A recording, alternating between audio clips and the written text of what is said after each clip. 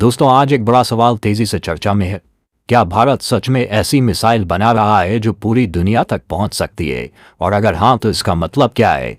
क्या यह सिर्फ सुरक्षा के लिए है या इसके पीछे कोई बड़ा रणनीतिक खेल छिपा हुआ है? हाल के दिनों में कई रिपोर्ट सामने आई हैं जिनमें 12,000 किलोमीटर से ज्यादा रेंज वाली मिसाइलों की बात कही जा रही है। और इसी वजह से अब अंतर्राष्ट्रीय स्तर पर भी इस मुद्दे पर नजर रखी जा रही है। इसी बीच पाकिस्तान ने भी इस पर अपनी चिंता जाहिर की है। उनके विदेश मंत्रालय का कहना है कि भारत का तेजी से बढ़ता मिसाइल प्रोग्राम सिर्फ क्षेत्रीय सुरक्षा तक सीमित नहीं लगता, बल्कि इसके पीछे बड़े रणनीतिक उद्देश्य हो सकती हैं। उनका मानना है कि इतनी लंबी दूरी की मिसाइलें संतुलन को बिगाड़ सकती हैं और इससे इलाके में तनाव बढ़ सकता है, जिससे हालात और जटिल हो सकते हैं। चलिए पूरी अपडेट को समझते हैं, लेकिन आगे बढ़ने से पहले इस वीडियो को एक लाइक करके चैनल को सब्सक्राइब जरूर कर लीजिए, क्योंकि हम आपके लिए हर रोज ऐसी ही खबरों का विश्लेषण लाते हैं। अब पहली आसान भाषा में समझते हैं कि पूरा मामला है क्या। पाकिस्तान का कहना है कि उसका मिसाइल प्रोग्राम पूरी तरह से रक्षात्मक है, यानी वह सिर्फ अपनी सुरक्षा के लिए ही मिसाइलें बनाता है। उनका दावा है कि उनकी मिसाइलों की रेंज सिर्फ भारत तक ही सीमित है और वह इंटरकॉन्टिनेंटल स्तर तक नहीं पहुंचती। इसे वह क्रेडिबल मिनिमम डिटरेंस कहते हैं, मतलब इतनी ताकत रखना कि दुश्मन हमला करने से पहले कई बार सोचे, लेकिन बेवजह हथियारों की होड़ में ना पड़ना।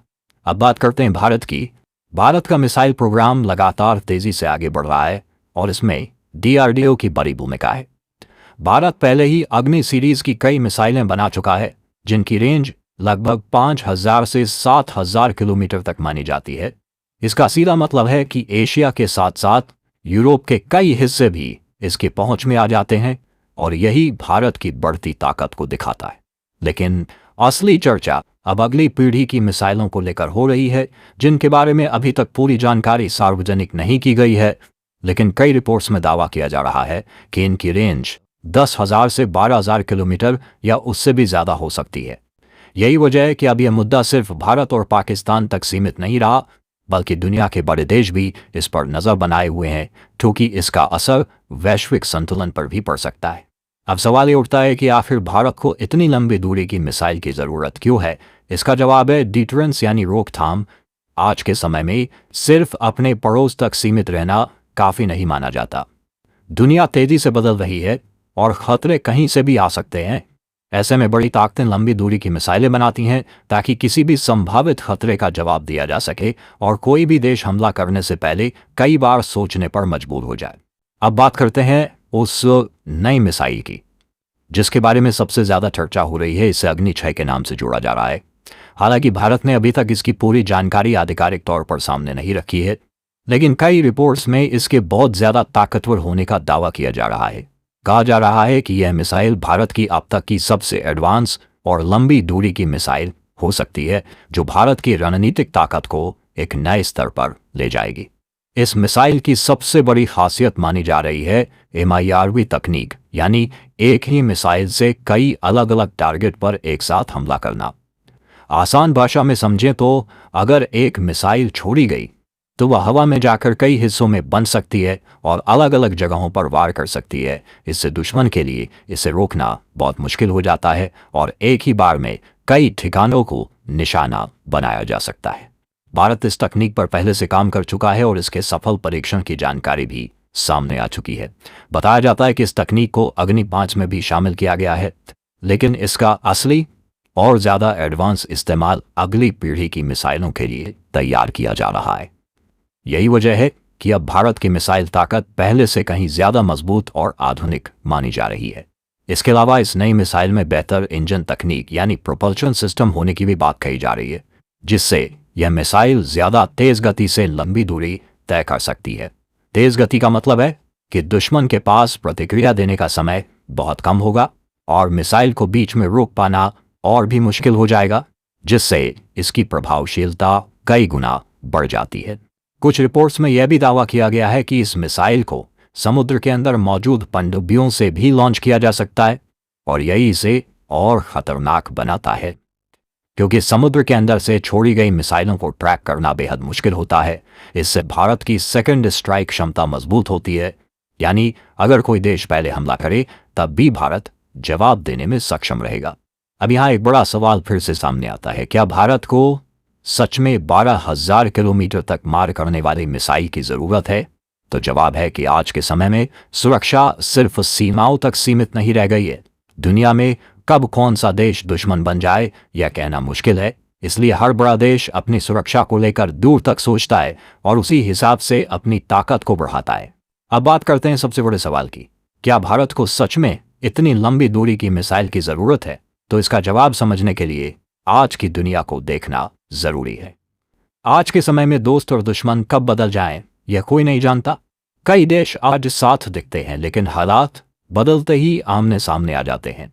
इसीलिए अब सुरक्षा सिर्फ पड़ोसी देशों तक सीमित नहीं रही, बल्कि पूरी दुनिया को ध्यान में रखकर रणनीति बनाई जाती है। भारत के कुछ देशों के साथ रिश्ते समय के साथ उतार चढ़ाव वाले रहे हैं।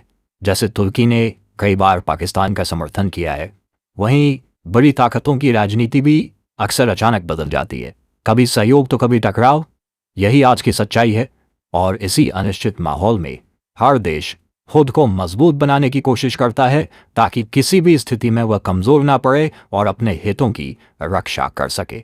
यही कारण है कि लंबी दूरी की मिसाइलें सिर्फ हमला करने का हथियार नहीं होती, बल्कि यह एक तरह का मनोवैज्ञानिक दबाव भी बनाती हैं। जब किसी देश के पास ऐसी ताकत होती है जो दूर बैठे दुश्मन तक पहुंच सकती है, तो सामने वाला देश हमला करने से पहले कई बार सोचता है। और यही असली डिटरेंस होता है, यानी बिना युद्ध किए ही दुश्मन को रोक देना। और यही रणनीति आज लगभग हर बड़ी ताकत अपना रही है। दूसरी तरफ पाकिस्तान का नजरिया अलग है। उसका कहना है कि अगर भारत अपनी ताकत को इस तरह बढ़ाता है तो क्षेत्र में असंतुलन पैदा हो सकता है। उनका मानना है कि जब एक देश ज्यादा ताकतवर होता है तो दूसरा देश भी मजबूरी में अपनी ताकत बढ़ाता है और इससे हथियारों की दौड़ शुरू हो जाती है, जो लंबे समय में पूरे क्षेत्र के लिए खतरा बन सकती है और तनाव को और बढ़ा सकती है। लेकिन भारत की नीति यहां साफ नजर आती है। भारत हमेशा नो फर्स्ट यूज की बात करता है, यानी भारत पहले हमला नहीं करेगा। भारत का कहना है कि उसकी मिसाइलें सिर्फ सुरक्षा और डिफेंस के लिए है, ताकि कोई भी देश भारत पर हमला करने की गलती ना करे। और अगर कभी ऐसा होता है तो भारत के पास जवाब देने की पूरी क्षमता हो, जिससे संतुलन बना रहे और शांति कायम रह सके।